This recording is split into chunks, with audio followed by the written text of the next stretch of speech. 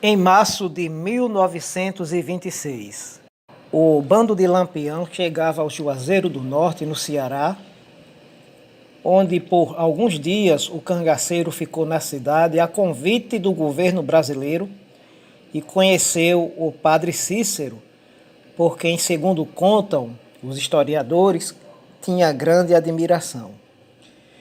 O encontro de duas lendas do Nordeste não teve registros fotográficos e aconteceu de forma discreta.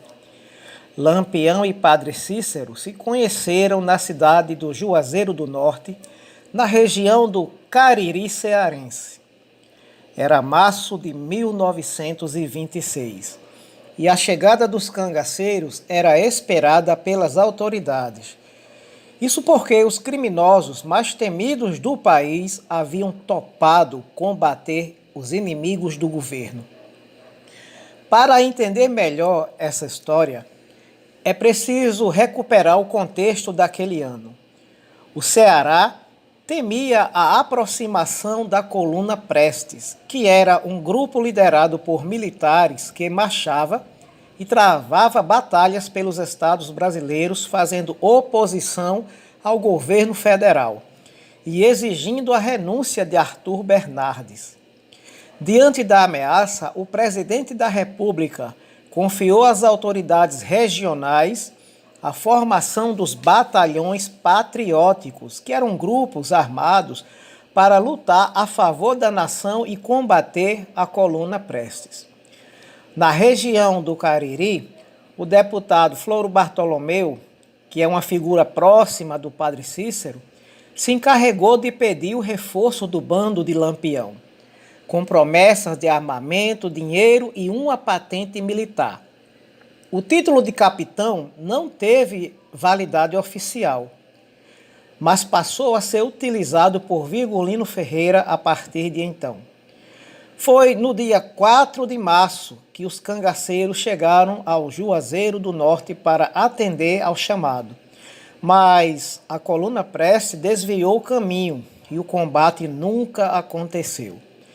A estadia de Lampião na cidade rendeu sessões de fotografias, entrevistas para jornais e pelo menos um encontro entre ele e o padre Cícero, de quem era devoto e admirador. O encontro entre as duas figuras, já controversas para a época, repercutiu muito com notícias nos jornais, nas charges e nos cordéis. Em 1926, Lampião já havia estampado manchetes internacionais pela crueldade de seus crimes no cangaço. Líder do próprio bando desde 1922, ele inspirava temor na população e desafiava as polícias locais.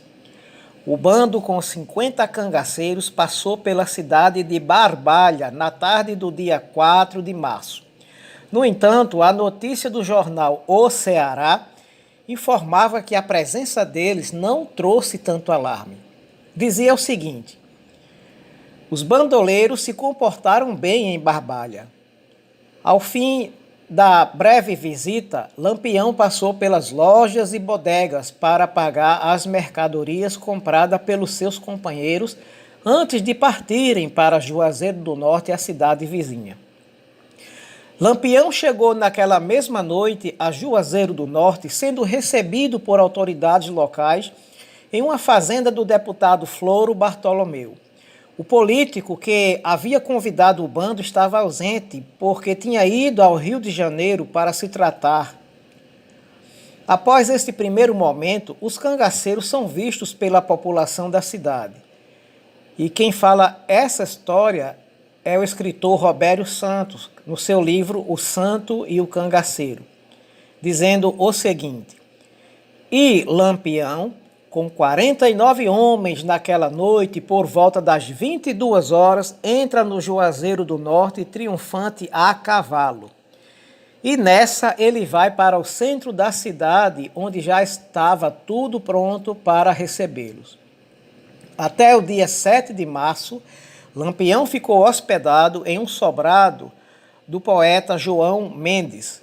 E foi nesse casarão que o cangaceiro recebeu a visita do padre Cícero. Nesse dia 4, ele chega e praticamente não dorme à noite de tantas pessoas visitando.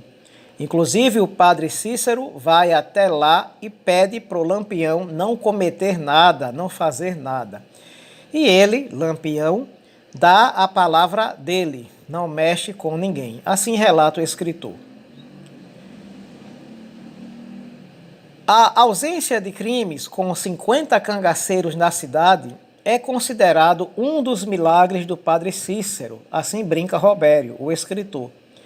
Ele contextualiza que no cangaço havia uma forte ligação com os santos católicos. Lampião, por exemplo, era devoto do Sagrado Coração de Jesus e tinha um broche do padre Cícero nas vestimentas durante a visita ao Cariri. O encontro dele com o padre Cícero, ou Padim, como era popularmente chamado, não foi registrado, não foi fotografado.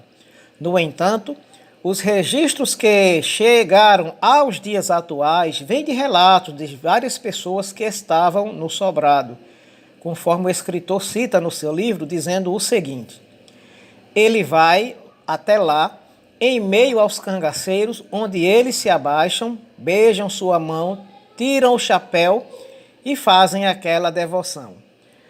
O sacerdote também falou sobre o encontro em entrevistas para os jornais da época. Segundo o padre Cícero, o momento foi de aconselhar Lampião a deixar o cangaço e se retirar para uma região onde ele não fosse conhecido para que buscasse um trabalho honesto.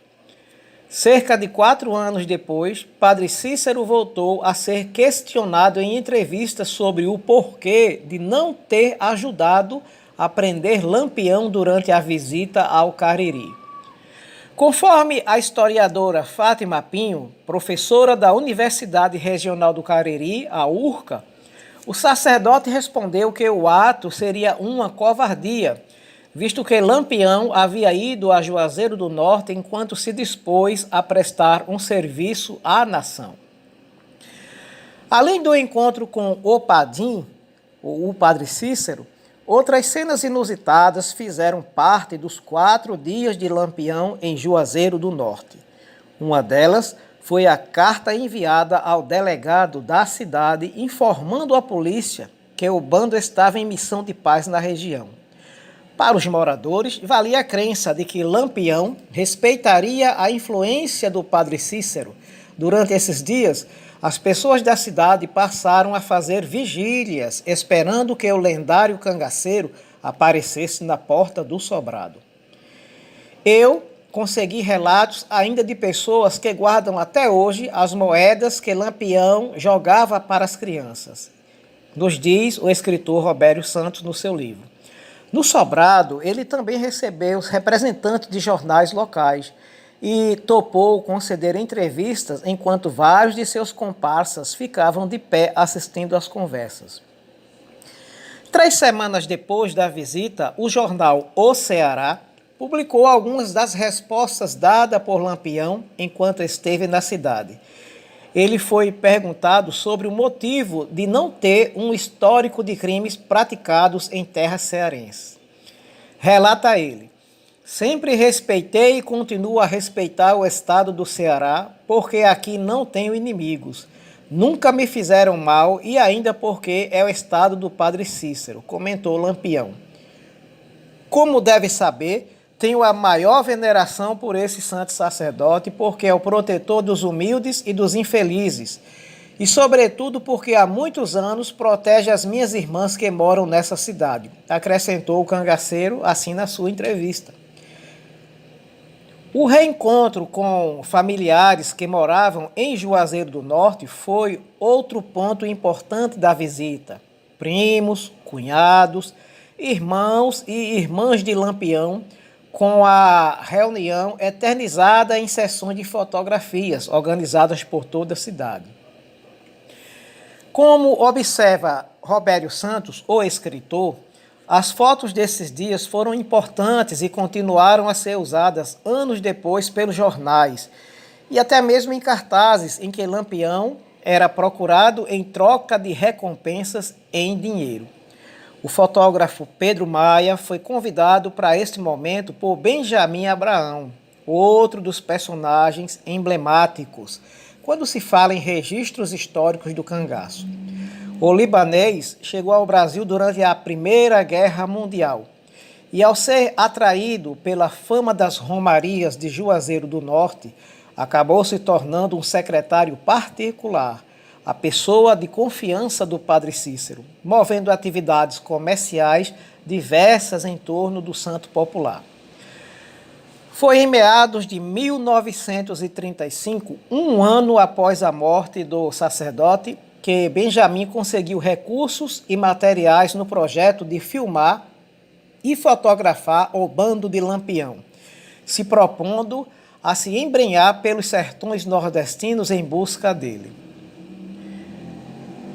Embora o cangaço tenha sido um fenômeno de resistência às injustiças sociais e à concentração dos poderes locais nos sertões nordestinos, foi no final do século XIX que o historiador e professor André Rosa destaca que esses grupos atuavam por meio do crime e dos atos de crueldade nas localidades por onde passavam. O bando de Lampião era caçado pelas polícias do Nordeste, mas entrou na legalidade em um arranjo temporário com o governo. Tudo isso por conta da ameaça da coluna Prestes. E foi na década de 1920. O Brasil continuava a ser governado por homens que vinham do eixo político do Sudeste. Era a chamada política do café com leite.